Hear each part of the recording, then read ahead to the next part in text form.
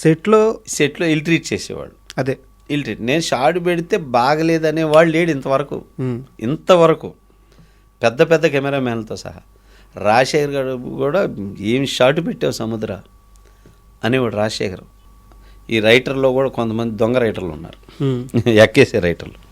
So వీళ్ళందరూ చేరి ఏం చేశారంటే ఇక వాళ్ళని ఎక్కేసరికి వాళ్ళకి దుర్బుద్ధి స్టార్ట్ అయ్యి ఇక నన్ను సెట్లో ఇదేం షాటు, ఇదేంటి ఇట్లా మాట్లాడటం మొదలుపెట్టారు. నాకు అర్థమైపోయింది, మ్యాటర్ అర్థమైపోతుంది.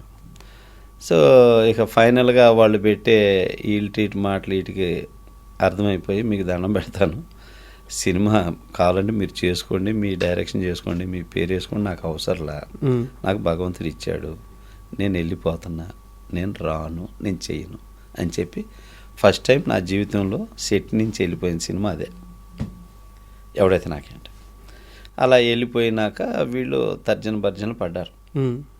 పడి అట్ట చేసుకుందాం, ఇట్ట చేద్దాం, ఇది అని ఆలోచిస్తే ప్రసన్న కుమార్ గారు ఉన్నారు, ఆయన్ని పిలిస్తే ఆయన వీళ్ళని కాస్త బ్రెయిన్ వాష్ చేసి, పిచ్చి మొహాలారా, ఆ డైరెక్టర్ ఉండటం వల్లే మీ క్రేజ్ ఆ సినిమా, సింహరాజ్ హిట్, మధ్యలో మీకు హిట్లు లేవు, ఆ డైరెక్టర్ని తీసేసి చేసుకుంటే మీకేం వచ్చింది, అతన్నే పెట్టుకొని చేసుకోండి అని ప్రసన్న గారు వాళ్ళని బ్రెయిన్ వాష్ చేసి నాకు టచ్లోకి వచ్చారు ప్రసన్న గారు. అప్పుడే ప్రసన్న గారికి మా ఇద్దరు పరిచయం, అంతవరకు పరిచయం లేదు.